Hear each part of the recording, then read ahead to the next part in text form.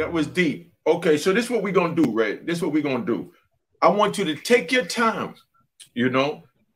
I want you to take your time because they don't know who you are yet. I'm introducing them to my big homie from DC, you know, where, you know, I pay homage to, you know what I mean? Because in 1972, I came to this country, and in 1973, this man was locked up.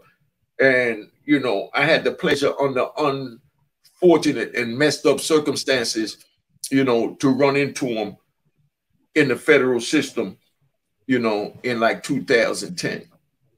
Now, this is what I want to say. This is my question. Break down to them about the AB killing and the DC war that happened in Lewisburg that you just began to speak about before I finish. But you already know that I want them to understand. I want them to know what the whole thing was about, how it played out, and then get into what happened, you know, as far as from the kite being sent, you know, to Lewisburg to kill a DC black. Start from right there and you break that down because you was there. So I never told that story because I don't speak on things that I wasn't there for. I was already in ADX underground for allegedly stabbing 2 police and starting a riot during the crack law in 1995, you know? So take your time and let me know when you're ready. And I want you to explain to them how the beef started and then what happened, you know what I mean? How it played out with the situation that you started talking about. Because I don't want to confuse you. All right. Well, the actual beef itself, right, was a lingering, right, old beef, right, with my big homie Cadillac, and who was killed in Marion, I want to say 1982, right. So as years began to multiply, I fell into the federal system. And a lot of those dudes who may have been involved in the Cadillac killing or whatever, they began to filter back onto the yards. Me being a new kid on the block, I don't know, you know, none of them dudes from a hole in the wall. But I knew from the brands they wore, right, what gang or whatever they was affiliated with. But I just don't know the players, right? So I guess you could say I inherited the Cadillac thing. So fast forward, a lot of things was happening throughout the federal system. In 2000, Lawton was shut down.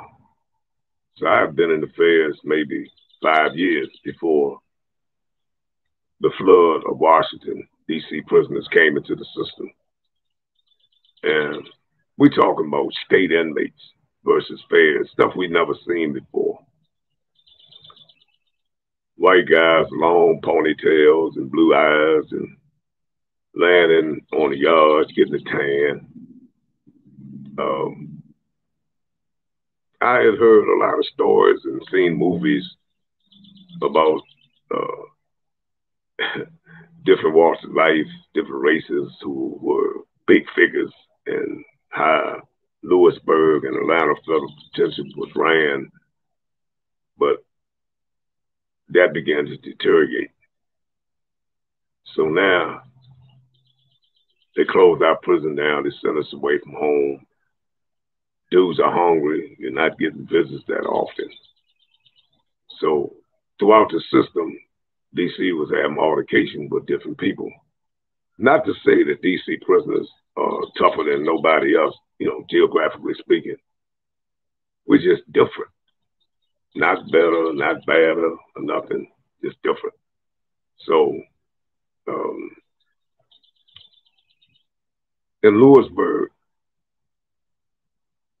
things began to occur. So a white guy, a kid, that took his shahada and became a Muslim. The next day he was killed because he came into the fold of Islam DC inmates and others retaliated. So they sent word, a year may have elapsed. They sent word to ADX for a sanction to move on DC inmates. And it went back and forth. And I've seen the documentaries on YouTube and so forth. And can't nobody tell that story but me. 2 are dead, 3 folks stabbed, and I'm still standing up. So I've seen a lot. I can't share with you who did what, only the aftermath. So they got what they call invisible ink, where they would send notes written in urine, and you put it up under a light, and the words become clear, visible. And the hit was sanctioned, kill all DC inmates. So this particular day, I came from Unicorn. I'd been working up in that joint. And when I came in the cell block, it was quiet and still. But when I climbed the stairs to the 2nd floor, there was broken glass on the staircase. And I thought it was strange, wasn't no police around. So I opened it. My homie, he pulled me up and said, "Man, what's up?" I said, "No, take a shower." So he sat on the trash can. I went to shower. We always watch each other's back come shower time because you're vulnerable then. So I go in the shower and I hear the hollering and I hear them moving around on the 3rd floor like lockers and beds being moved. But you know, it ain't strange. Dudes clean the cell, whatever. So I let it go. Then I heard my name. I snatched the curtain open. I stepped out the shower. My homie was being hit. And when the guy seen me coming that was facing me, he on the floor in the middle, guy with his back to me. They looked up and saw me. And they stopped hitting my little homie, but he wasn't moving, so I thought he was dead, actually. So I took it, come out the shower. I know because I'm soaked down that I can't hit the ground, you know, so the Aryan Brotherhood behind the cell door in their cell, they had a structure of the anatomy of the human body. So they knew where all the vital signs were, slow you down, kill you, or whatever. So when they came to me, they was poking a knife at me, right? As opposed to digging, sticking, you know what I mean? It was like, you know, we know he can fight a little bit, so we need to slow him down. So I got hit in my collarbone and my chest, and I was just corner of my eye, I saw a trash can top. And the head of one of them huge push brooms, and I used it as a shield. The knives were sharp. The tips came through the top. But make a long story short, I went to work with the top in that thick broom. It was like a miniature baseball bat. So they ran off. I got a pulse on my little homie on the floor. He was still alive. Now I'm saying, what do I do? Do I pull him in the cell and lock the door? I said, no, they could fish through the open bars and finish him off. What the hell was this shit about? It didn't make no difference because they had hit my homie. So my knife is on the 3rd floor in the TV room. But for me to go up there, I would have to pass the tier where the whites were lined up. They had the whole tier.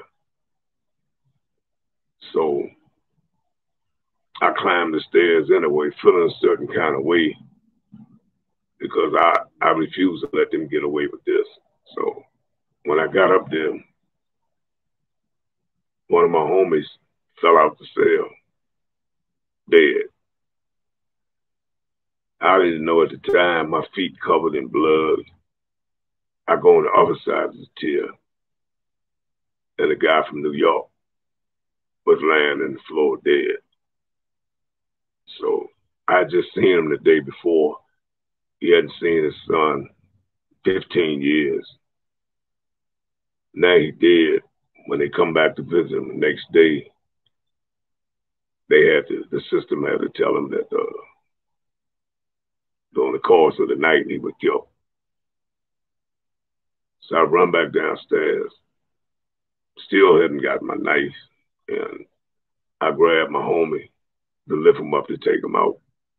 They came back again, I guess, to finish us off. And we fought some more. Then the police came and they see me with a weapon and and they start tear gassing me like I'm the one who stabbed my homie up. Make a long story short, it came time for them to go to trial. And a hit list was passed out. And I was at the top of the list.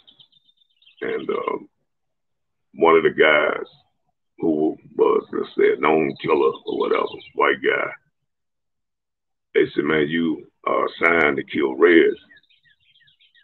He said, man, I ain't fucking with that nigga. He stays strapped and he's a rumbling motherfucker.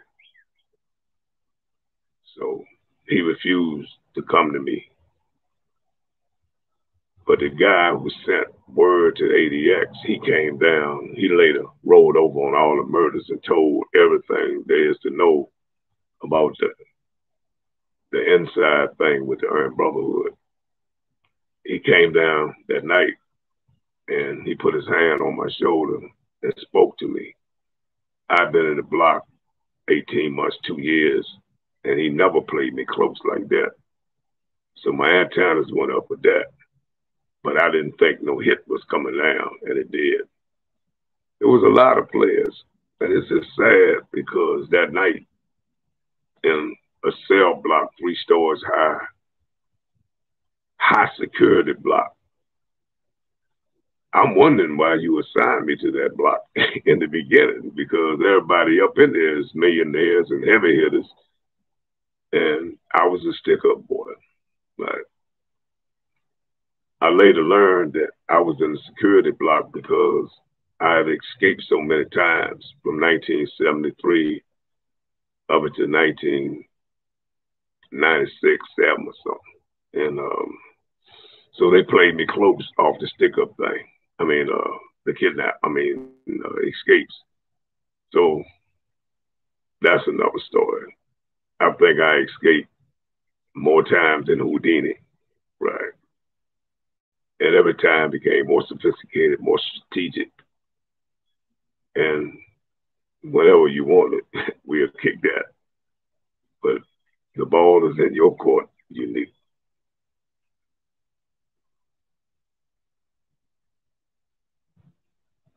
Come on with it, Unique.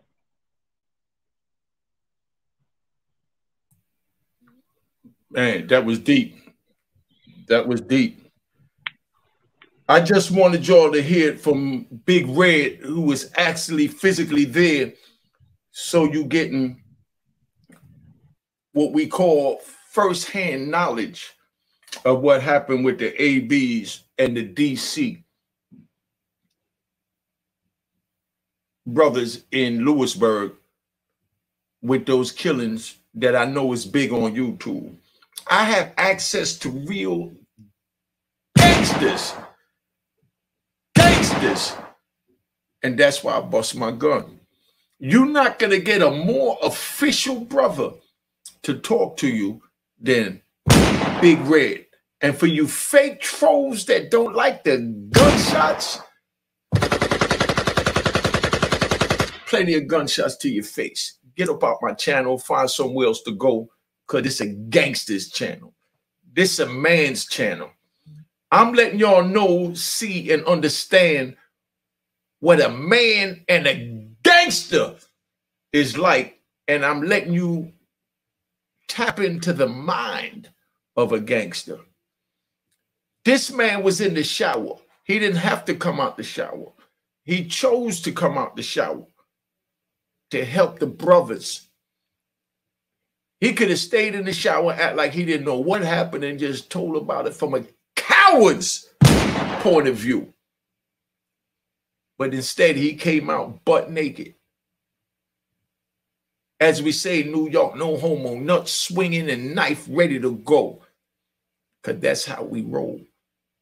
You know what I mean? So you fake fools that's out there, respect my channel or just politely go to another channel.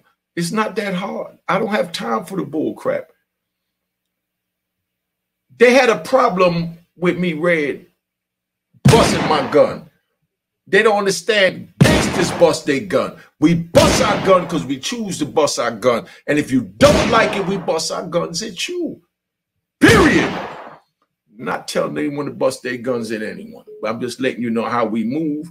And that's why I'm telling you, you know, we're not going to go down that road. Let me bring Big Red up here. I just wanted to give that. And I want to thank you, Big Red, for clarifying what happened in detail. I'm going to get more detail with other topics with Big Red.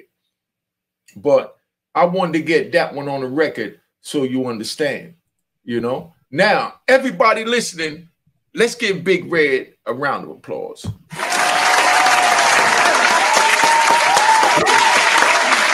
All right, calm down, calm down. That's Big Red. Thank you, Big Red. I know that was really emotional for you to tap back into that, and I appreciate you doing that for me because you already know I'll do anything in the world for you, you know. And man, I love you, big homie. I respect your gangster. When I got into prison, they told me straight up when I first got into prison, they said if it's a race riot, it don't matter where the black man is from. Forget the police and everybody else. You must get involved to save your brother. Right or wrong, Red? Explain to them how that part go as far as when it's a race riot, and it don't matter if you're from DC and he's from Chicago, Timbuktu, California, Mississippi, Miami, or whatever. Explain to them why we must get involved to hold our peoples down. I don't know. I think that can be summed up by somebody saying race pride, right?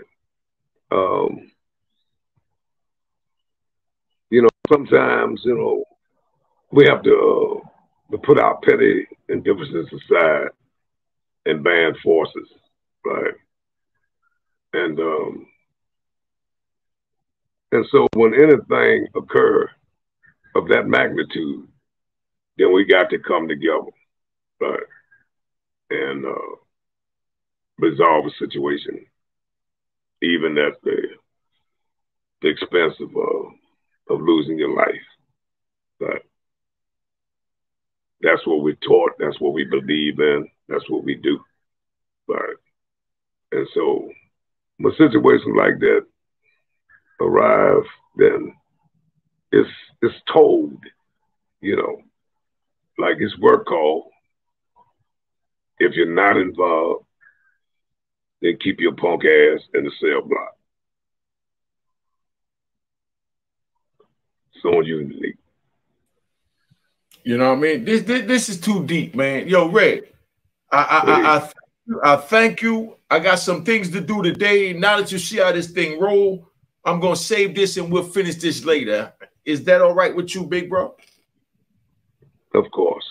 Yes, sir. Oh, all right. But before I go, I want you to tell them our bond and how we was there for each other from we met in 2010, over a decade ago, you know, and how we, like I said, we was there for each other. You speak on that, Red. Speak on how I spoke to you, how you spoke to me, how our relationship went, and just let them know who, you know, who we are to each other.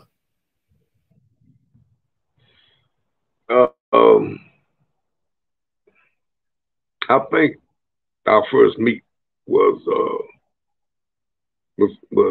about my writing. Your homie, Doc Shakur, right? He and I had began to interact with each other and share our political views. And I knew who he was, you know, Tupac stepfather. And we began to bond. And I want to say that he suggests that I meet you, right? But that introduction went somewhere else, and it became kind of personal with me and you. I was struggling at the time, you know. Time was, I guess you could say, beat me up in a sense, right? And I didn't feel like I fit in nowhere, you know, with the young or the old. It's like I was trapped in the middle, and I needed an outlet. I had to vent. And so that's when you and I began to walk the prison yards and share different views and ideologies and so forth. And it was a learning experience for me, because I'm a little tad bit older than you. And our street life was a little different, right? And so you would ask me, was I getting visits, and did I have any form of communication in the free world? And I said, no, Smith, you know. And we went from there. Any courtesy, any love, what was financially, right, or a learning experience and sharing, you know, we were sitting at think tank, you and me, and we would kick it. And that was enough nourishment for me. And you kind of like, and I'm keeping it real, right? Like you put the spirit back in my body. And you told me how you saw me, because I guess in a sense I was beginning to not recognize who I was, right? And I used to always say in a penitentiary that this wasn't no place to be somebody. But you convinced me that I had something to offer the youth and the young, the penitentiary yard, that it could go above and beyond the 40-foot walls, the gun towers, and the like. And I'm saying, God damn, I'm starting to share my dream with this guy. You know what I mean? And so you blew some shit out for me, Slim, and I respect that, right? And like you said, you was there for me, right? And you got this podcast, and you're doing the right thing, and I'm happy for you. I'm proud of you, right? Because this wasn't a part of our dream, me being free, and we kicking it like this. And so I'm honored, man, to be on your show. And man, I don't know who's shooting at you about you shooting your gun on the jump, but this is your car, and you ride this motherfucker, Slim. And I'm gonna leave you with that. All right, that's what I'm saying, Red. That's what I'm saying. They don't understand how gangsters move, man. You know, and that's the sad part about this, that YouTube, no disrespect to no one, you know, no disrespect to no one, but I just got to keep it real, because that's what I do.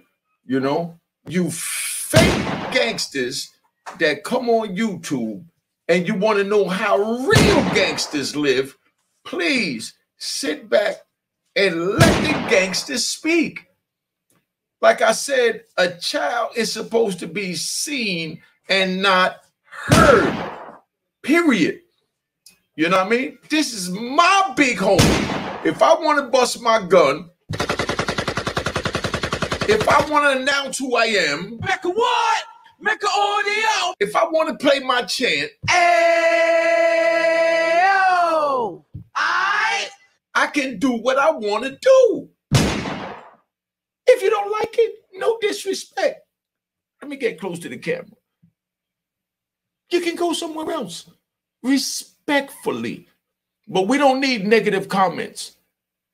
We don't need negative comments because we don't want to take away from the positive message that we're bringing here at Unique Mecca Audio. Check out my Roku channel at Unique Mecca Audio.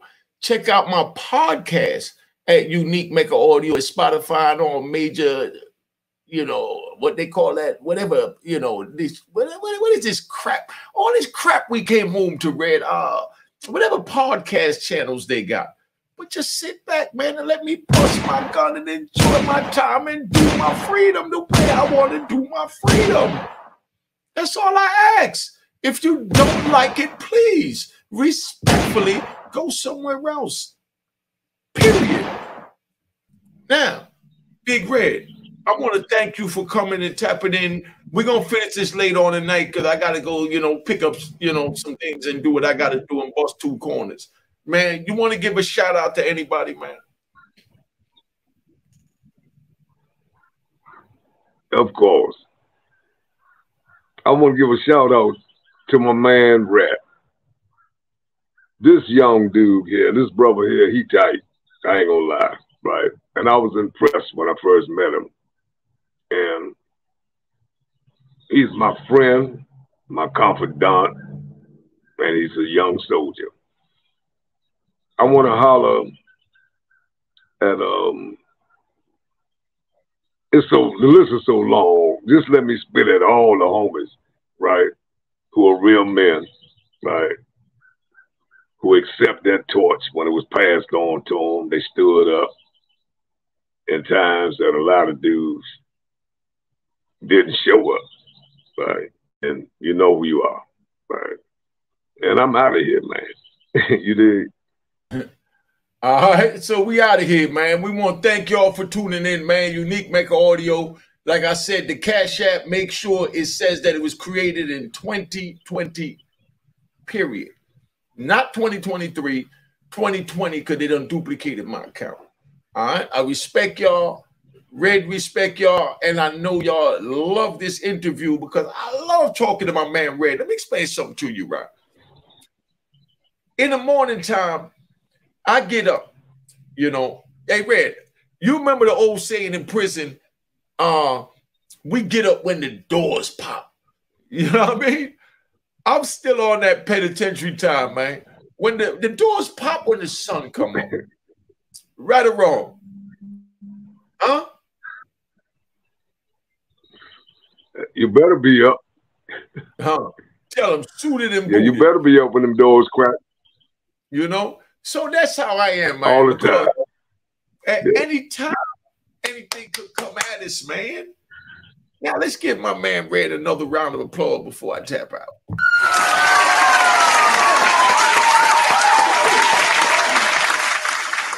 Yo, thank you, Red. We're going to finish this later on tonight because I got some real important things to take care of, all right?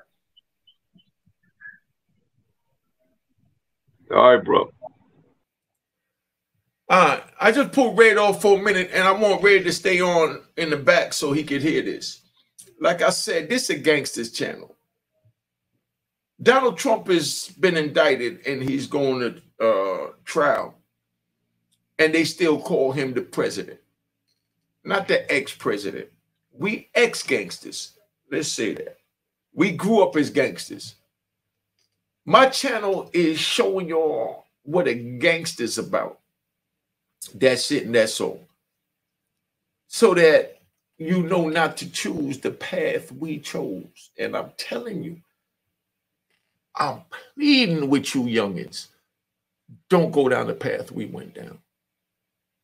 Stay in school, get a job, do what you need to do. You don't want to be a gangster. Because there's morals, principles, code, and honor that goes with this. So when I bust my gun, please just sit back and let me ride, man. All right, Unique Mecca Audio tuning out, and I got to get the big gunshots before I go. All right. Cheers, cheers, toast the crime, toast the crime, the crime, the crime, the crime. What?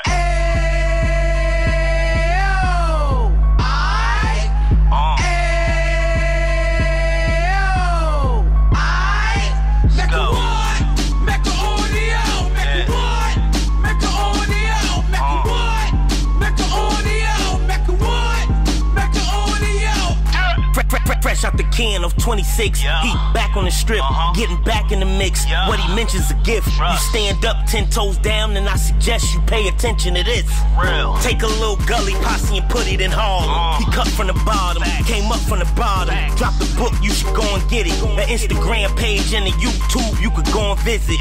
Then you could consider yourself LinkedIn. Sit front row and get Jews from a kingpin. How he went through it, so you ain't gotta go do it. To not pay attention would be stupid. Talking about a man that probably put your grandfather on. Probably the reason that him and your grams got along. A man that generated millions on the block, did his time, never squilling to the cops. Mecca Audio.